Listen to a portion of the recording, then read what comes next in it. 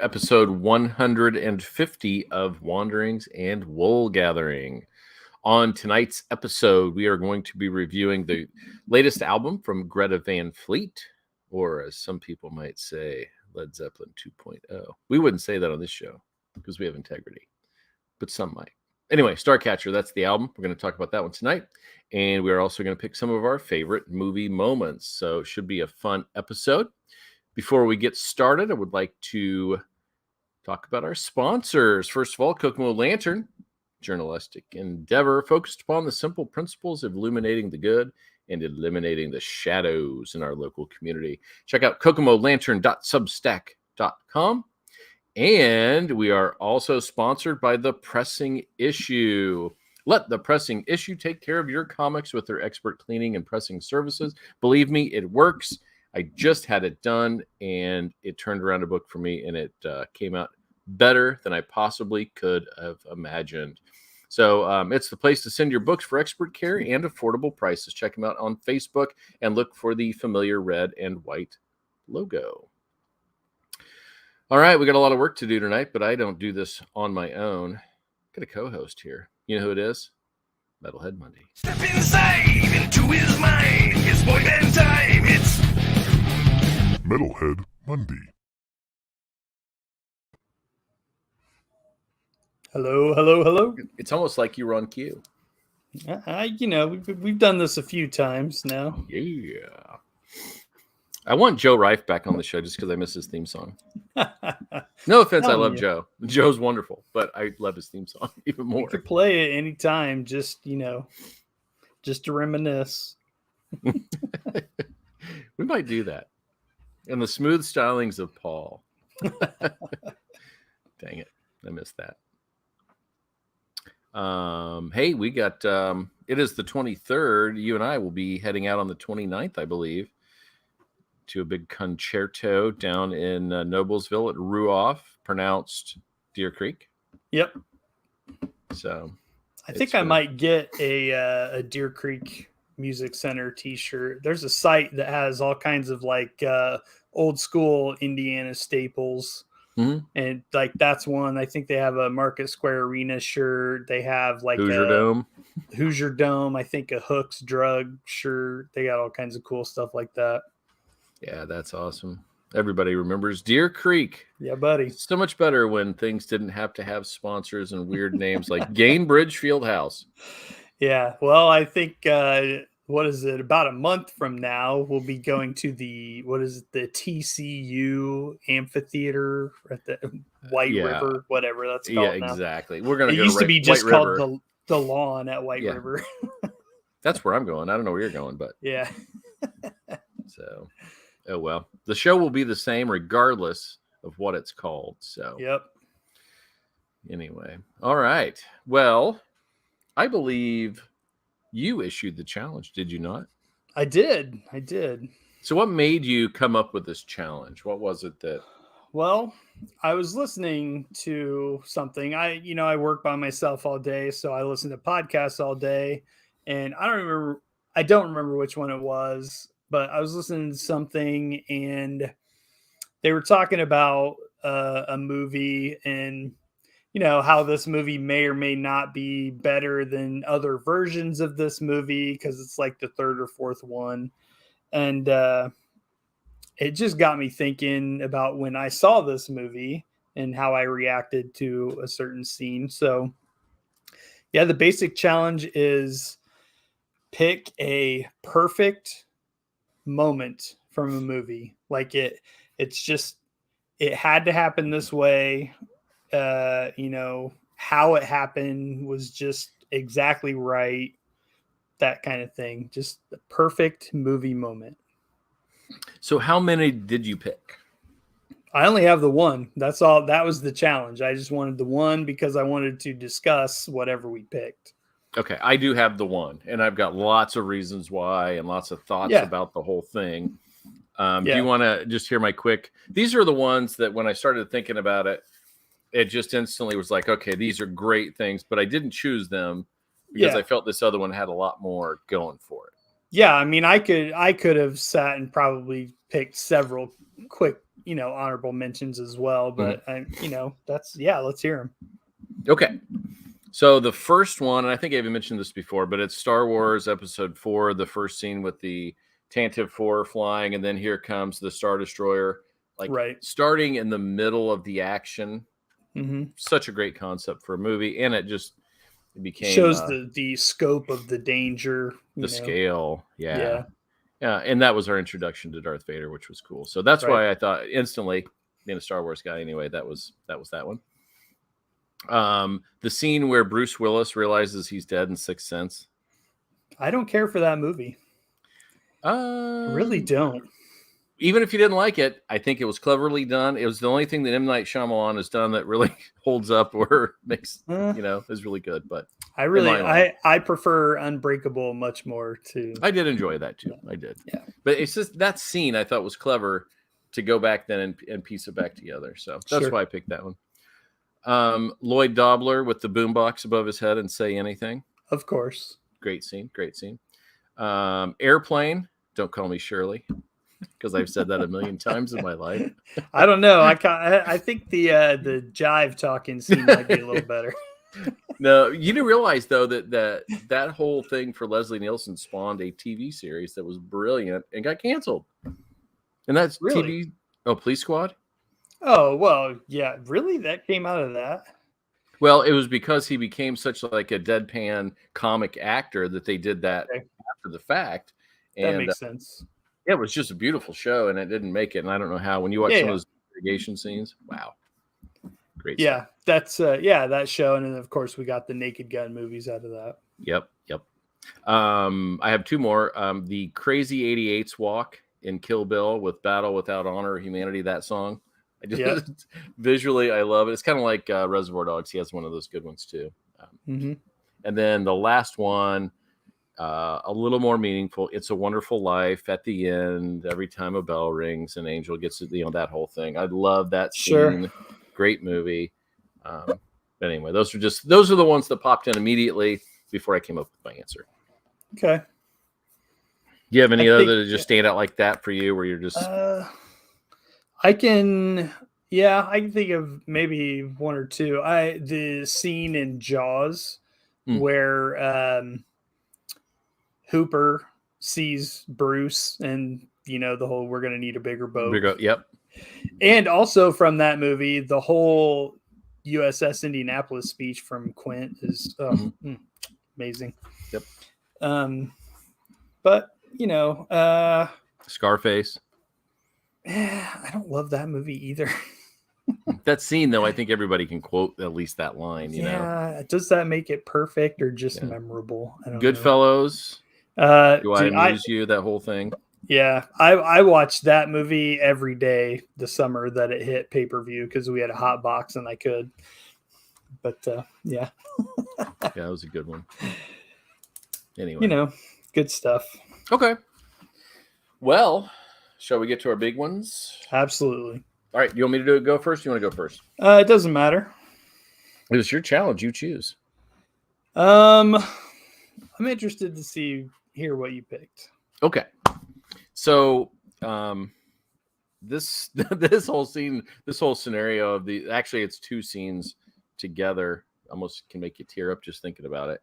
I'm going with Avengers Endgame and the I Am Iron Man,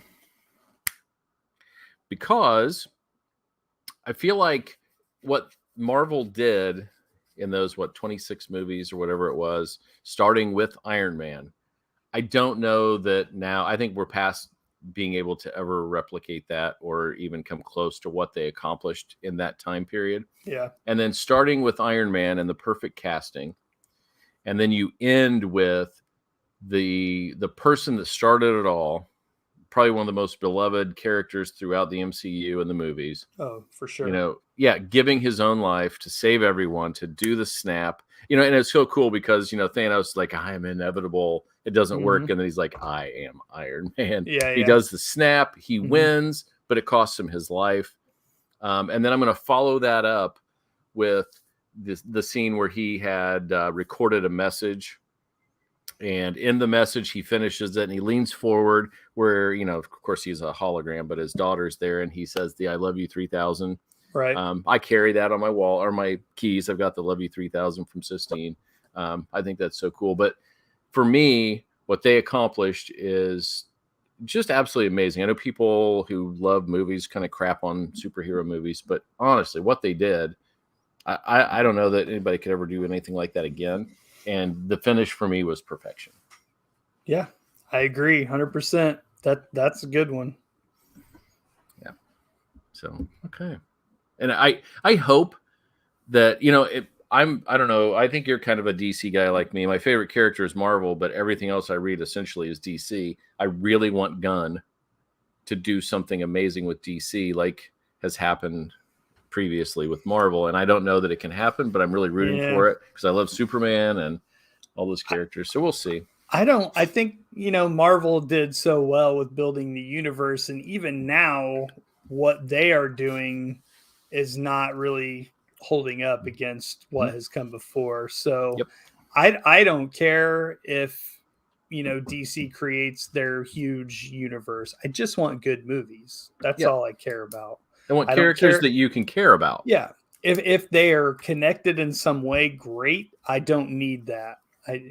Marvel did it. They did it perfectly. Great. I just want good movies with the characters that I love. So no, I'm with you on that. I guess with my pick, it's that you came to love Tony Stark. Absolutely. You love that character. Yeah. So when he sacrificed himself, you feel it.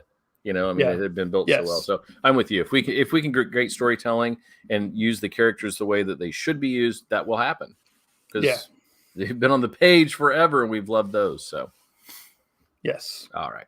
Anyway, enough of that. So in game for me. What do you got? So mine was what I was listening to. They were discussing A Star Is Born, the most recent one, of course, with Gaga and Bradley Cooper. Yeah. So I saw that in the theater, and was it the previous one? Was that all the way back to Streisand and Chris Christopherson? That's the only thing I know. You know what? I didn't even see the Cooper one. Really? I have not. So this is, now I may have to after I hear your reasoning. I cannot recommend it enough. It is amazing. Okay. It's so good. I did not care for the Streisand Christopherson one. Mm-hmm. It was okay, but it just, at this point, it just kind of feels like, I don't know. It just kind of feels like an old movie. It doesn't feel like an amazing old movie. You know what I mean? Mm-hmm.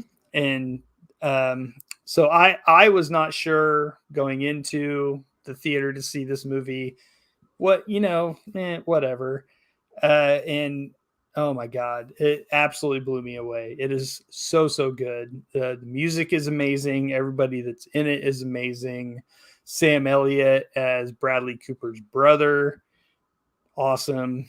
He played his brother, huh? Yes. He played his older brother, who's kind of his way older tour manager or something like that.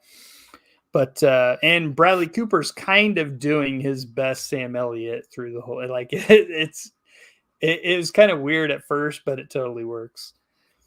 So I've seen him singing and things, and they seem to have chemistry. It looks good. Yes, and he does all of his own singing. Mm-hmm. I think he worked on writing the songs with Gaga and whoever else. Mm-hmm. So, but man, it's so good.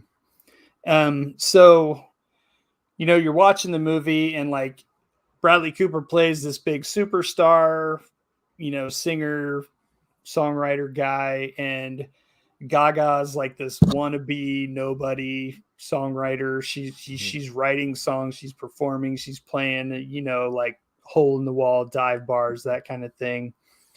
But that's all she wants to do with her life. So she just chance meeting, they connect somehow. He figures out that's what she does. She sings a song for him. Then he brings her in and kind of starts working with her. And in the movie, the very first time he has her come on and play with him, she's she plays the stage fright perfectly. She's really nervous and she's kind of singing low. I think he starts out, it's the song that she wrote. And so he starts singing, I think, and she comes in and she's singing quiet. And then like this one part hits and she just, bam, just belts out. And it is, I mean, I was bawling. It is, I am not even ashamed of that. It is absolute perfection. And that she played it so well that it's just that feeling of an artist being discovered and coming into her own. And it's like that, it's her moment. And it's just absolute perfection. Yeah. I cannot recommend that movie highly enough. We'll have to check it out. And she is wonderful, and she is so talented. And I can't wait to see what she does in Joker. I think that's going to be a spectacle to behold. I'm a little worried about that one, to be honest. I'm not. I think it's just like, let's just throw crap at the wall, and it's going to stick, and we're going to love it. Yeah, we'll see. Yep. And you know what? I'd rather they do this. I feel like the formula is getting a bit stale. So I feel like if you try something off the wall, who knows? I mean, comics can do anything. So yeah, we'll see what happens. But I will check that out. I've heard good things. So you absolutely should. As much of a fan of music as we are, I think that plays into it. There's so much great music in it, and it's just so good. And Gaga is, I mean, God, such an amazing actress. Like she's one of those ones that pisses you off because like, what can't she do, And so I was watching Sunday Morning today, and they had a huge thing on Tony Bennett. And of course she comes into that because they did a lot of duets. But the last show that he did, he had Alzheimer's, and this was into his diagnosis. So he already had the onstage or on set of it. And his last show was with her. Wow. And yeah, when they showed it, it's pretty incredible. So yeah, she's awesome. So I will check it out. Good to know that it hit you that hard. Yeah, it was, it really did. Well, you chose something like that, and I chose the Avengers. That's okay. Yeah.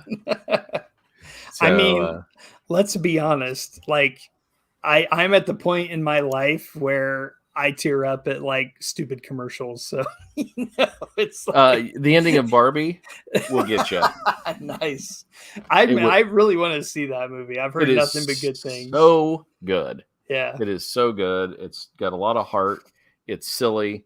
It's fun. You're going to go in and you're going to have a good time. Yeah, guaranteed. And I've told a couple other people, and they've gone, and everybody comes out, and heck, I think it's got like a 90% on Rotten Tomatoes. Nice.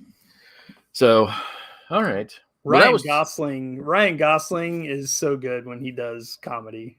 He is fantastic, so and he plays it so seriously. Yeah, which makes it even better. Yeah, he is great, and Shang-Chi is in it as one of the Kens. Yes, I knew that. He is a scene stealer. Yeah, he's amazing.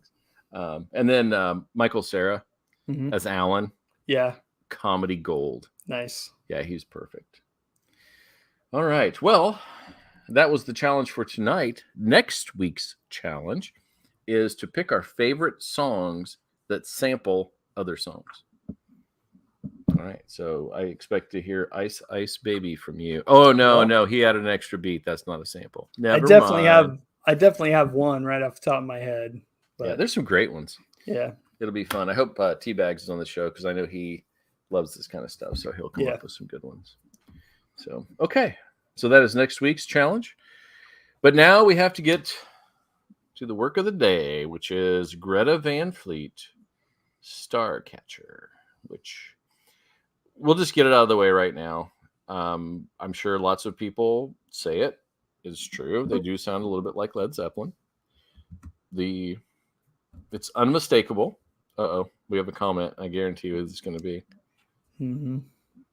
I feel like we might get a few of these from this person. I'm sure we will. But and it's interesting. When they came out, they obviously sound a little bit like Zeppelin. They just do. The sound is there. His voice is a lot like Plant. but it's almost like they've embraced it because there are a couple moments on this record that seem intentional. Oh yes. Oh Which, yeah. I mean, I guess if you're going to be, somebody's going to say that, just run with it. So, Yeah. All right. So, can we get an answer for which member of the band is the most gorgeous to you? P.S. The only answer is Josh. Okay. So, Mundy and I both say Josh. Sure. Josh Kiska is our answer. Okay. Because we have no choice. I know after listening to this, I think my favorite member might be Danny Wagner, the drummer. Did you not like the guitarist? No, they're all great. Yeah, like, good but musicians.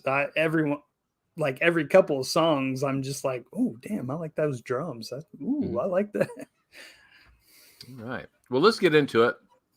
The first song, Fate of the Faithful. And I guess the first part is this a good album opener? I think so. It kind of starts off.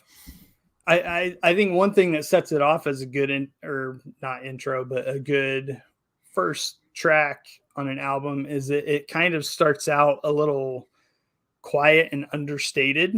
So it automatically kind of pulls you in, like you got to listen, and then it like, boom, kind of comes in hard and not hard, but comes in loud and they get their groove on. So yeah. I mean, you could say this pretty much on any song, but the first song I got to say, like, Josh Kiska, his vocal control is just absolutely ridiculous. And, he showcases that right away. All of this album, I think, pretty much all of it that I can recall off the top of my head, it all has kind of a, like a 70s ish feel to it, a very retro feel. Production is probably a little bit cleaner than that, but there are times when the production even sounds a little dirty. So, but yeah, and this song actually, it has a decent guitar solo, but if you listen under the guitar solo, the drums are just fantastic under that solo. Yeah. So I would agree. I think it's a good album opener. And where I think it really shines is in the chorus because as he sings, his voice like hits the scale and goes up. And that for me is like a great album opener as well because it starts to build the tension of the album. And right. The chorus for me was what sold this one. And this was one of the songs, I don't know, probably fourth or fifth favorite on the album, but it was one of the songs I liked more than the others. And felt like it was good opener. And I think too, thematically talking about faithful, there's a lot on this record about faith and masters, leaders taking that step in initiation or whatever. So I kind of like that thematically it also starts the album out on a strong foot. So definitely good album opener. Yep. Waited All Your Life. And I'll just start this one because I'm excited. When I heard this one, like you said, this one comes in soft and then really hits those notes. This one was like, take a step back and we're going to hit the acoustic, which is awesome because their acoustic is excellent. And that's the guitarist. That's his brother. Yeah. And, he is excellent. And I love the way he plays the acoustic. It sounds fantastic. It's got a super cool groove. I like that this kind of takes a step back and I don't know. I like this one quite a bit. And it's because of that acoustic guitar. Yeah, I think, this one didn't stand out a ton for me. I think it's very pleasant. Got a little bit of a ballad or power ballady feel. I feel like this is the first time on the album. I mean, it's only the second track, but I'm like, this one's pretty Zeppelin. The guitar does like that. Acoustic does sound a little bit Zeppelin-y. But there was just something kind of like reassuring and nice about it that I enjoyed. It's kind of fit in this nice little pocket, and I dug it. That's what I said. It's pleasant. So we're going back now. So we're kind of having some variation on them. The Falling Sky is the next one. What'd you think about this one? This is one of the highlights for me, honestly. It's kind of got a bit of a like kind of a loose, kind of rambly feel. I dig the harmonica a lot. I don't know if that's Josh or one of the other guys, but yeah, just real solid grooves, and I like the line, the holding up the falling sky. That's some really cool imagery, and so I dig this song a lot. This was one of my favorites. I like the intentions of the song. I don't like the song. Okay. I like the opening guitar riff, which I thought was cool. This one for me is like Josh overselling it. I don't feel like there were like he hits these high notes, these big like large notes. This one was a lot of yelling with this kind of rough edge. Never really man, I know, and I love a good growl or screaming or whatever, but for him, he never settles into the pocket at all. It's just all that kind of, and I don't like that. This one to me felt like the least interesting of the song. So this was actually probably my least two favorite songs. Oh, there it is. So Jake plays harmonica. Yeah. Josh does sometimes, but I don't think he's trained. I think he's more intuition on the spot live. Thank you. So we're looking at Jake playing harmonica on this song. I did like that part of it. And I thought the opening guitar riff was cool. From there, it kind of lost me. All right. Well, that's, I always think it's interesting when, we hear two very different things from the same song. That's why we talk about it. Yep. All right. Next one, Sacred the Thread. What you got? This was, looking at Spotify, it has the plays. I think this one had the second most plays. Behind Meeting the Master, probably. Yeah, of course. And this is, it has there's a little jangly on the guitar, which is kind of cool. It had a little bit of an ethereal feel. I think the dynamics in this song work really well. The part changes and all of that. Structurally, I think this song's real solid. Yeah, I agree. This is my favorite song on the record. And it's for a couple of reasons, actually. And the thing that was so weird is when it first started off, I'm like, what are they playing when the levee breaks? It's got that drum opening. But that's where I feel like they're just unapologetically saying, all right, we're like Zeppelin. I don't even know. I mean, some of it does sound specifically Zeppelin-like. Just a few times, though, I think with his voice, like, you can't shake that comparison, unfortunately.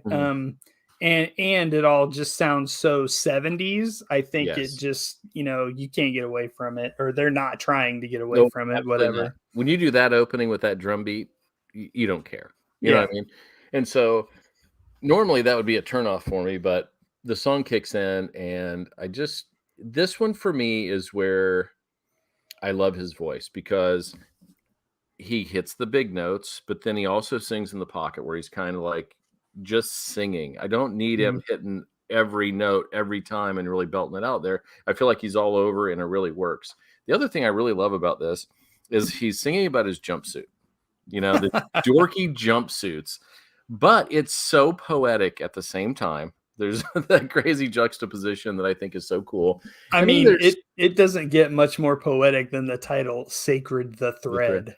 And well, Sacred Thread, obviously, in Hindu culture, is this big thing of this initiation into like your people or whatever, and so maybe that's his jumpsuit. But that's where I love it, is the lyrics are so poetic and so cool, but then you also have that part where he's wearing this ridiculous jumpsuit, and I think it works so well. And I just love his voice on this one, and that's why it's my favorite song. So, and Sistine has said also, Josh draws out and designs his own jumpsuits. Why isn't she on this show? I don't even know. On this show, I don't know. Do you want to call in Sistine? Come on. We've got a super fan in house. Like, she should have been here. I'll send her an invite if she wants it. Okay, then we go to Runway Blues. It's a 1 minute and 17-second song. Thank goodness.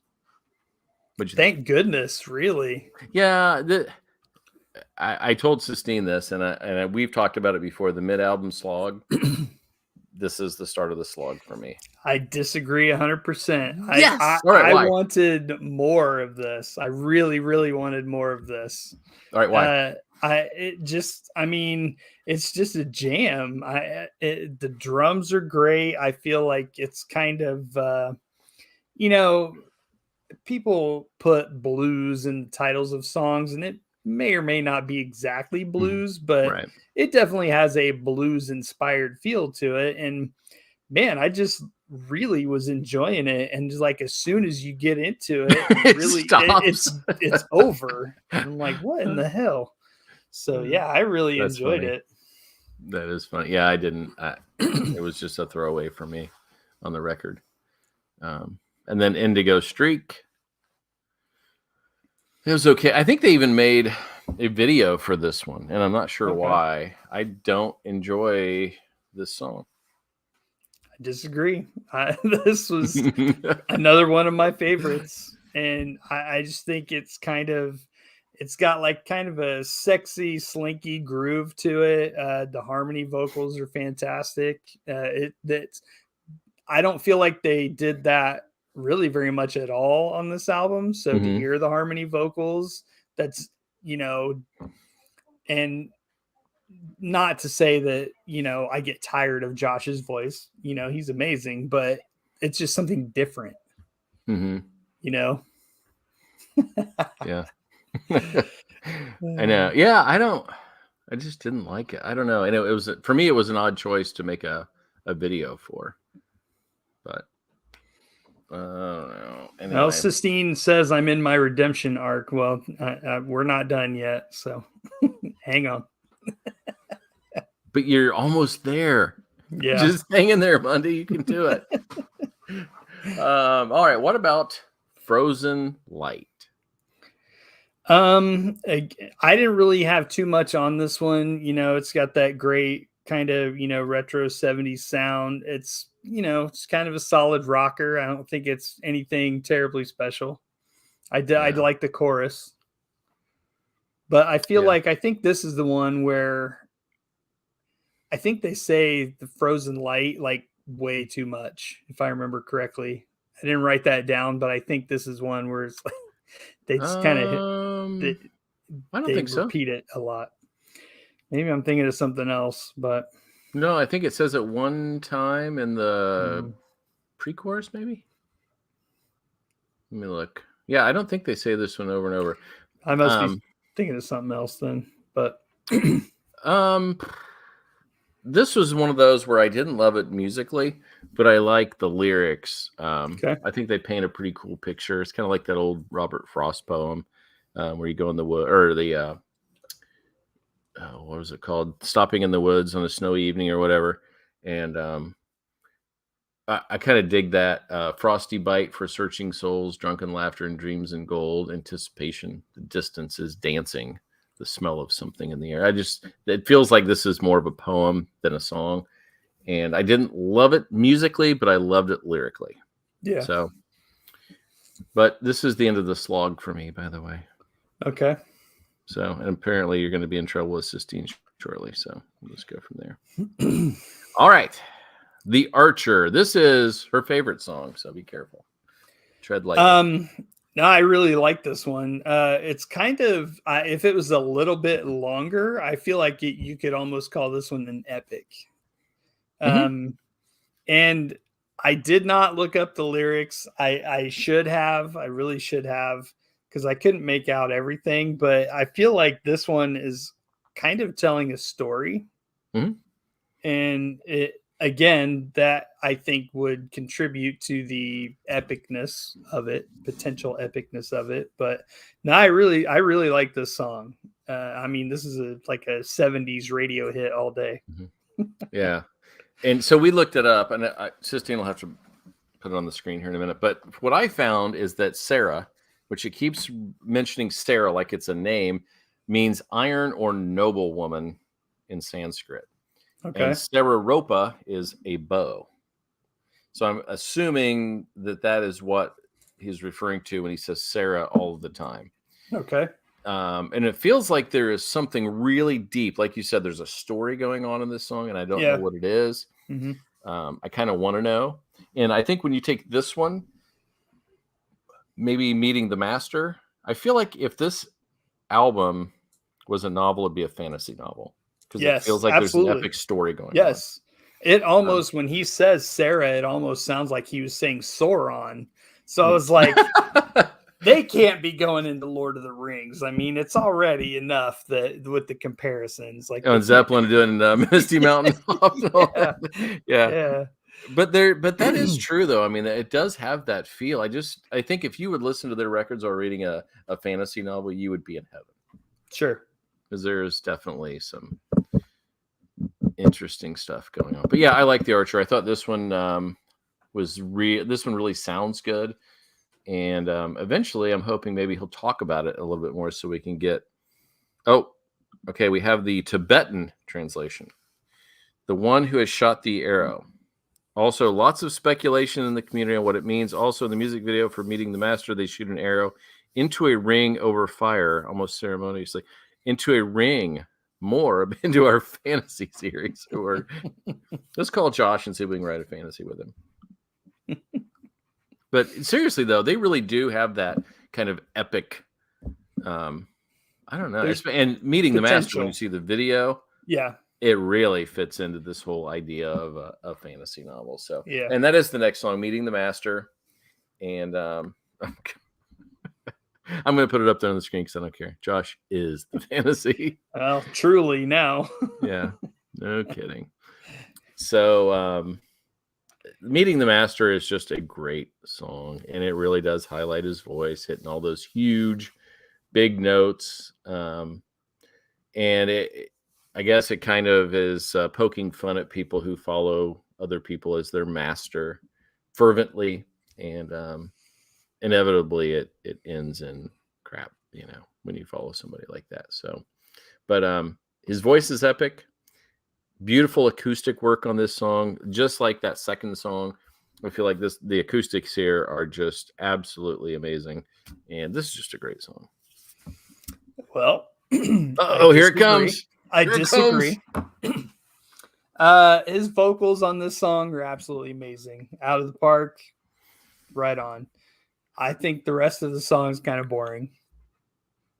I get what you're saying, but it didn't hit me that way, and it just kind of bores me. And it's a longer song, so I feel like there's more of it to bore me.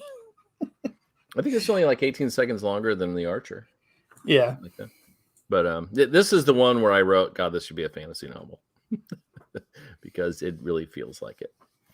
I think it was my second favorite song. Oh, gosh. Here we go.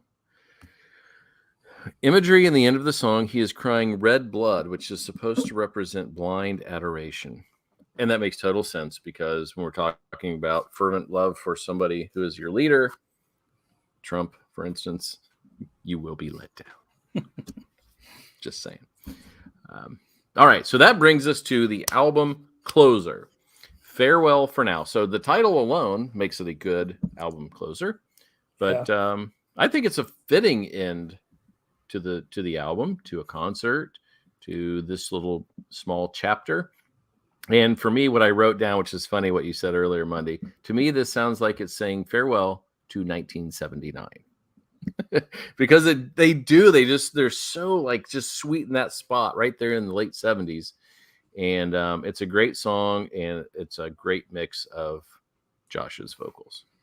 Yeah, I think the 79, saying farewell to the 70s, I think that's a fair assessment.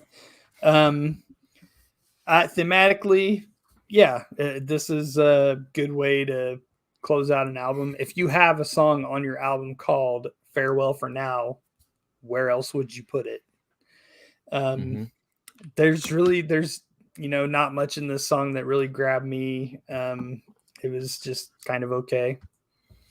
It sounds good. This is a sweet song. Yeah. This one very much reminds me of Waiting All Your Life, or Waited All Your Life, the second song. They both have that same kind of, acoustic feel, lighthearted, Sure. So But that was a great album closer. I think the opener closer were good, and we had a lot of good in between. For me, there were a couple of down spots, but overall, I dug it. And I think it would be interesting as time goes on if he would kind of let us all in on a little bit more of what is going on in each song, because there's definitely a poetry here. It's just it's inaccessible in some ways. Okay. Yeah, I don't disagree. So, what would you rate this album, and will you listen again? Highlights for me, definitely Falling Sky, Indigo Streak, The Archer. I would probably go 3.5 out of 5. I'm not a huge Greta Van Fleet fan. They're very much if I hear them on the radio, I probably won't change the station kind of band for me, but I don't go much deeper than that. So I'm probably not going to listen to this a whole lot. I don't listen to them a whole lot at all. So, that's kind of where I'm at. Yeah, I think I get it. I understand it. Like, I get it, but it's just not my band. Yep, understandable. I think you did a nice job with it, though, for not being your band. I think you actually got it. I would feel similarly as you, except for that I would change "Sacred the Thread" is my favorite song. "The Archer" is excellent. "Meeting the Master" is wonderful. "Waited All Your Life." Well, those are like highlights for me. And I would say 3.75 out of 5. I felt like there was a little lull, so I didn't absolutely love the album, but I did like it. It was good.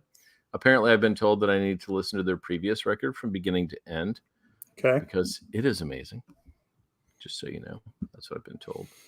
I feel this band, for me, it's like, when that first song hit and you hear, it's the Josh Kiska show, it's like, it is so amazing. And I understand the Robert Plant comparisons, but I don't think he sounds like exactly like him. No, I don't either. But they hit so hard with that first song, actually, and I really dug like the first couple of songs I heard, but it's just not. It's not something I just keep going back to. Yeah, and for me, I really wish he would do more singing on the down low, so to speak. Like, not everything has to be hitting huge notes. Not everything has to be after you finish the line hitting a whoa, whoa, or whatever. I think he's just excellent, and I wish we could get more of that. And I think that's why I like "Sacred the Thread" so much, is there's a little bit of both. And he just is an excellent singer. I think guitarist is amazing. Drummer. They're a very talented band for sure. Yeah, absolutely. So, and they're young as hell. For as young as they were when they hit, it's like, holy crap, kids are actually playing rock and roll, Yeah. And kudos to them for writing lyrics that are poetic and are sort of enigmatic, so people can kind of place them.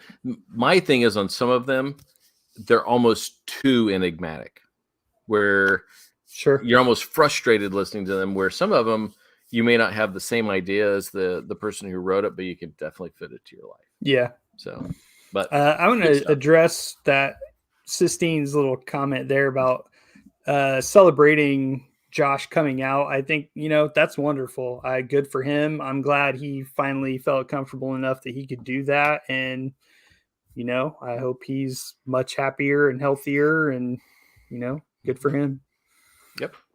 Absolutely. People just need to be who they are. So, all right. Well, another album chalked up. Well done. And next week, we are looking at an old favorite from the show. But this one's just an EP. It's Aphex Twin. I think it's just 4 songs. Okay. So we're really going to have to hit it hard on the samples. Are they like 4 20-minute songs, maybe? I don't know. Can you imagine if they're like a minute and a half? It's going to be the shortest show ever. No, I don't know anything else about it other than Aphex Twin is cool, and they've got a new batch of songs coming out. There's in the few weeks coming up, there are quite a few albums that we are fairly interested in. So Yeah. I think we should have some cool shows coming up. I keep stumbling on different things, so I've found a couple I'm pretty excited about. Mm-hmm. Yeah, we will definitely hit all of those, and it would be awesome to have some more folks on the show. If you didn't check out our last show, interview with Odie and Mariana from Project Renegade, you should check that out. They are just two wonderful people. Oh, I keep finding live shows to go to as well. I just found another one. I think my youngest son's going to go with me, and one of my cousins, I think, is going to meet me there, and I might have a buddy that's going as well. So I think we're going to go see Stabbing Westward. Nice. They're playing at the Hi-Fi. I've never been to the Hi-Fi.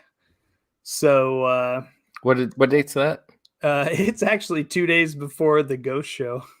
Yeah. Well, I just looked and I saw Helmet is back at the Hi-Fi. Yes. Yeah. I And saw they're in that September, too. and I'm like, oh my gosh, is that? And so I see Pumpkins on the 9th, Pearl Jam on the 10th. I think they're the 19th, but I want to go. I love Helmet, and Yeah. I have not seen them live, so I've never seen them either. might hit that one on the 19th. So, all right. Well, next week, Aphex Twin and songs that sample other songs. That is super exciting.